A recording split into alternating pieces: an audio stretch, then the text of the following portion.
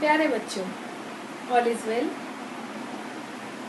I hope कि आप सभी स्वस्थ होंगे और अपनी पढ़ाई बहुत अच्छी तरह से कर रहे होंगे। संस्कृत का पहला चैप्टर आपको सुभाषितानी बहुत अच्छी तरह से समझ में आ गया होगा। बच्चों, आज संस्कृत का कक्षा 7 से दूसरा चैप्टर दुर्बुद्धि विनश्यति, बहुत ही अच्छी कहानी लेकर आ रही हूँ। यह कहानी पंचतंत्र कथा से ली गई है और इसके लेखक आचार्य विष्णु शर्मा जी हैं। बच्चों, दुर्बुद्धि विनश्यति एक ऐसे मूर्ख बुद्धि वाले कछुए की कहानी है जो कि अपने मित्रों की हित चाहने वाली बात को सुनता नहीं है। अपनी मूर्खता व जिद के कारण अपनी जान गंवा देता है। ये कहानी आप इस वीडियो के माध्यम से बहुत अच्छी तरह से देखिए, समझिए। संस्कृत के शब्दों का उच्चारण मेरे साथ कीजिए, उसकी व्याख्या, इंग्लिश में उसका ट्रांसलेशन या उसकी समरी, सब कुछ इस वीडियो में है। आपको यह स्टोरी बहुत अच्छी लगेगी और अच्छी तरह समझ में आएगी। धन्यवाद। बच्चों, संस्कृत पुस्तक रुचिरा कक्षा 7वीं से आज हम पाठ 2 दुर्बुद्धि विनश्यति पढ़ने जा रहे हैं। दुर्बुद्धि विनश्यति का अर्थ है बुरी बुद्धि वाला जो होता है उसका नाश होता है। यह कहानी विष्णु शर्मा के प्रसिद्ध पुस्तक पंचतंत्र से ली गई है। इस पाठ में बताया गया है कि सही समय देखकर ही कुछ बोलना चाहिए और मित्रों की बात माननी चाहिए।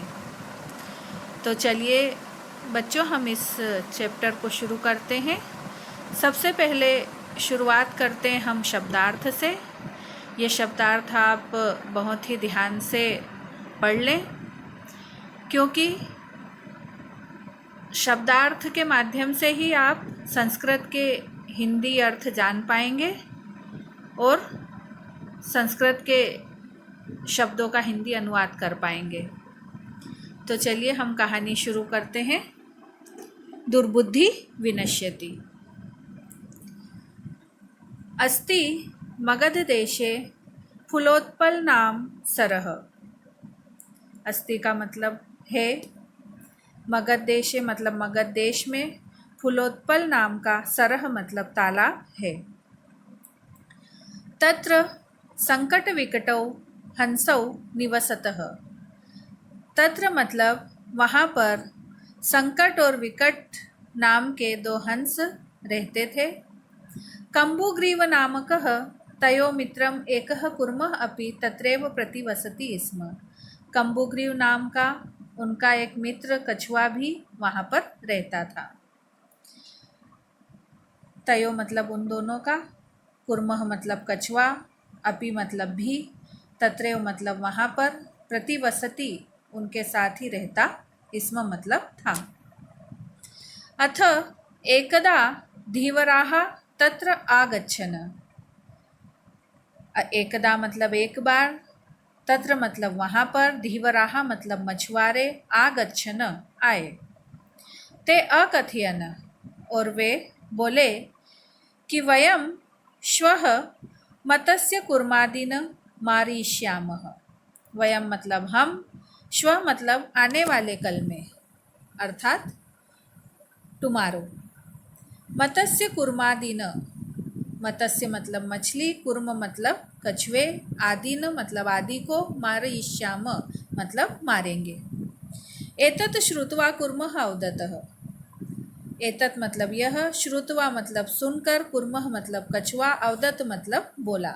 क्या बोला कि मित्रे किम युवाभ्यां धीवराणां वार्ता श्रुता। कि मित्रों, क्या युवाभ्याम मतलब तुम दोनों ने मछुआरों की वार्ता मतलब बातों को, श्रुता सुना। अधुना किम अहम करोमि, अधुना मतलब अब, मैं, अहम मतलब मैं, किम मतलब क्या, करोमि मतलब करूँगा। हंसौ अवदताम, दोनों हंस बोले कि प्रातः यद उचितम तत् कर्तव्यम, प्रातः मतलब सुबह, यद मतलब जैसा भी उचित होगा, तत्कर्तव्यम वैसा ही करेंगे। कुर्मः उदत, कछुआ बोला कि मैवम, माँ प्लस एव से शब्द बना है, मैवम मतलब ऐसा मत करो या ऐसा नहीं है। तद यथा अहम अन्यम हदम गच्छामि तथा कुरुतम, कि मैं यहाँ से किसी अन्य, हदम मतलब तालाब पर, गच्छामि मतलब जाना, जाने की इच्छा रखता हूँ। हंसौ अवदताम, तब दोनों हंस बोले कि आवाम किम करवाव, आवाम मतलब हम दोनों, किम मतलब क्या, करवाव मतलब करें। कुर्मः उदत, कछुआ बोला कि अहम युवाभ्याम सह आकाश मार्गेण अन्यत्र गंतुम इच्छामि, कि मैं युवाभ्याम मतलब तुम दोनों के, सह मतलब साथ में, आकाश मार्गेण आकाश मार्ग से, अन्यत्र मतलब दूसरी जगह पर, गंतुम मतलब जाने की, इच्छामि मतलब इच्छा करता हूँ। इसका हिंदी अनुवाद देखिए, या आप पढ़कर और अच्छी तरह से इसे समझ सकते हैं। मैं चित्र के माध्यम से समझाती हूँ कि तालाब के किनारे या तालाब में दो हंस और एक कछुआ साथ में रहते थे। एक बार वहाँ मछुआरे आते हैं और कहते हैं कि हम कल मछली और कछुओं को मारेंगे। यह सुनकर कछुआ चिंतित और परेशान होता है, अपने दोनों मित्रों से बातचीत करता है और वो कहता है कि कोई ऐसा उपाय करो जिससे मैं दूसरे तालाब में चला जाऊं। तब हंस कहते हैं कि हम दोनों इसमें क्या कर सकते हैं। तो कछुआ कहता है, उन्हें सलाह देता है कि मैं तुम दोनों के साथ आकाश मार्ग से दूसरे स्थान पर जाना चाहता हूँ। आगे कथा ध्यान दें। हंसौ अवदताम, कछुए की इस बात को सुनकर दोनों हंस बोले कि अत्र कः उपायः, कि यहाँ पर क्या उपाय है।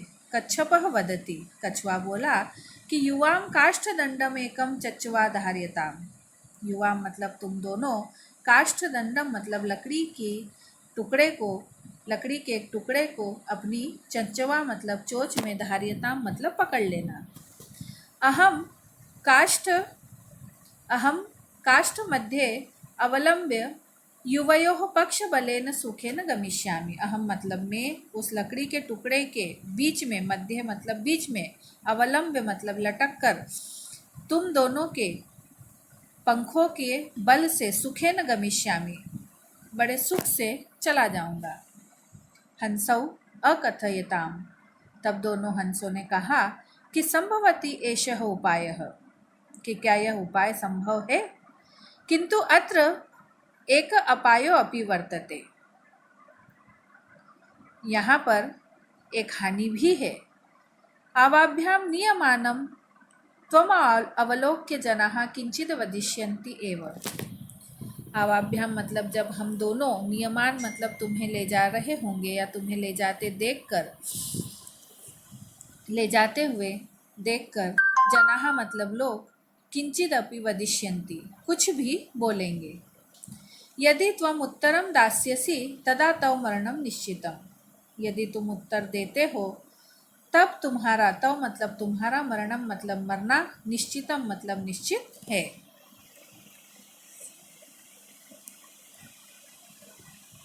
दोनों हंस कहते हैं कि कैसे संभव होगा। तब कछुआ उनसे कहता है कि तुम दोनों लकड़ी के टुकड़े को अपनी चोंच से पकड़ लेना, मैं उसके बीच में लटक जाऊंगा, अपने मुंह से उस लकड़ी के टुकड़े को पकड़ूंगा और हम सुख से दूसरे तालाब में चले जाएंगे। फिर दोनों हंस बोलते हैं कि उपाय तो ठीक लग रहा है, लेकिन खतरा है कि जब हम तुम्हें इस तरह ले जाएंगे तो लोग तुम्हें देखकर कुछ कहेंगे, और यदि तुमने उनकी बातों का कुछ उत्तर दिया तो फिर तुम्हारी मृत्यु निश्चित है। अतः त्वम अत्रैव वस। हंस कहते हैं कि इसलिए त्वम मतलब तुम, अत्रैव मतलब यहीं पर, वस मतलब रहो। तत् श्रुत्वा क्रुद्धः कुर्म औदत। तत् मतलब तब, यह श्रुत्वा मतलब सुनकर, क्रुद्धः मतलब गुस्सा हो गया, कुर्मः कछुआ, और बोला, क्या बोला कि किम अहम मूर्खः, कि क्या मैं मूर्ख हूँ। उत्तरम न दास्यामि, मैं उत्तर नहीं दूंगा। किंचिदपि न वदिष्यामि, मैं कुछ भी नहीं बोलूँगा। अतः अहम यथा वदामि तथा युवां कुरुत। इसलिए अब मैं जैसा, यथा मतलब जैसा, वदामि मतलब कहता हूँ, तथा वैसा ही, युवाम तुम दोनों, कुरुतम मतलब करो। कछुआ क्रोधित होकर ये बातें उनसे कहता है, दोनों हंसों से, कि मैं जैसा कह रहा हूँ वैसा ही करो। एवं काष्ठदंडे लंबमानं कुर्म पौराः अपश्यन्। इस प्रकार जब दोनों हंस काष्ठदंडे मतलब लकड़ी के टुकड़े में लंबमानम लटकते हुए उस कछुए को ले जाते हैं, तो पौराहा अपश्यनः, ग्वाले या नागरिक जो कि गाय और बकरियां जंगल में चराते हैं, वो उन्हें देखते हैं। पश्चात अधावन, और उसके बाद वे दौड़ते हैं, अवदंच और बोलते हैं कि हहो महदाश्चर्यम, अरे देखो बड़ा आश्चर्य है। हंसाभ्याम सह कुर्मो अपि उड़ीयते, हंसों के साथ कछुआ भी उड़ीयते मतलब उड़ रहा है। कश्चित वदति, उनमें से कोई कहता है कि यद्ययं कुर्मः कथमपि निपतति तदा अत्रैव पकत्वा खादिष्यामि, कि यदि ये कछुआ आज यहाँ पर मेरे कहे अनुसार गिरता है, तब, तदा मतलब तब, अत्रैव मतलब यहीं पर, पकत्वा मतलब पकाकर, खादिष्यामि मतलब मैं इसे खा जाऊंगा। अपरह वदत, तो दूसरा कहता है, अपरह मतलब दूसरा, क्या कहता है कि सरस तीरे दग्धवा खादिष्यामि, कि मैं इसे तालाब के किनारे या नदी के किनारे ले जाकर पकाकर खाऊंगा।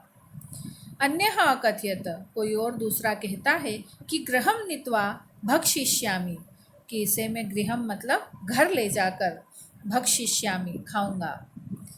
तेषां तद वचनम श्रुत्वा कुर्मः क्रुद्धः जात। तेषां मतलब उन सबके, तद मतलब उन, वचनम मतलब वचनों को, श्रुत्वा मतलब सुनकर, कुर्मः मतलब कछुआ, क्रुद्धः मतलब क्रोधित, जातः मतलब हो गया। जब हंस डंडे को दोनों तरफ से पकड़कर उड़ जाते हैं और बीच में कछुआ लकड़ी को पकड़े हुए है, वो उनको ले जाते हैं। जब वे आकाश मार्ग से जा रहे होते हैं तो कुछ ग्वालों के द्वारा वे देखे जाते हैं और वे ग्वाले उनके पीछे दौड़ने लगते हैं और कहते हैं कि ये कछुआ यदि यहाँ गिर जाए तो हम इसे यहाँ जलाकर पकाकर खा जाएंगे। मित्राभ्याम दत्तवचनम विस्मृत्य सह उदतः। तब यह सुनकर कछुआ अपने मित्रों को दत्तम मतलब दिया हुआ, वचनम मतलब वचन, विस्मृत्य भूल जाता है, और सह मतलब वह, उदत कहता है कि यूयम भस्म खादत। यूयम मतलब तुम सब, भस्म मतलब राख, खाओ, तुम सब राख खाओ। तत्क्षणमेव कुर्मः दंडात भूमौ पतितः। तत्क्षणमेव मतलब उसी क्षण, कुर्मः मतलब कछुआ, दंडात मतलब डंडे से अलग होता है, और भूमौ पतितः और भूमि पर आ गिरता है। पौरे सह मारितः, ग्वाले जो नागरिक रहते हैं वे उसे मार डालते हैं। अतः एवोक्तम, इसीलिए कहा गया है कि सुहृदया हितकामानां वाक्यम यो नाभिनंदति स कुर्म इव दुर्बुद्धि काष्ठाद भ्रष्टो विनश्यति। श्लोक में कहा गया है कि भलाई चाहने वाले मित्रों के वचन को जो प्रसन्नतापूर्वक स्वीकार नहीं करता है, सूरदयम मतलब कि हित में कहे गए वाक्य, अच्छे वाक्य, ना अभिनंदती जो प्रसन्नतापूर्वक उसको स्वीकार नहीं करता है, स वह कुर्म मतलब कछुए के, इव मतलब समान, दुर्बुद्धि उस दुष्ट बुद्धि वाले कछुए के समान, काष्ठाद भ्रष्टो विनश्यति, काष्ठाद मतलब लकड़ी से, भ्रष्टो मतलब अलग होता है, और विनश्यति और उसका नाश हो जाता है। तो बच्चों, यह कहानी आपको बहुत अच्छी लगी होगी। इस कहानी से हमें यह शिक्षा मिलती है कि हमें सही समय देखकर ही कुछ बोलना चाहिए, मूर्खों की तरह ज़्यादा नहीं बोलना चाहिए, और अपने मित्रों की सही सलाह माननी चाहिए। बच्चों, यह कहानी आपको अच्छी तरह से समझ में आ गई होगी। साथ ही यह इंग्लिश में इसकी समरी है दुर्बुद्धि विनश्यति की। इसे आप पढ़ें और समझें। धन्यवाद।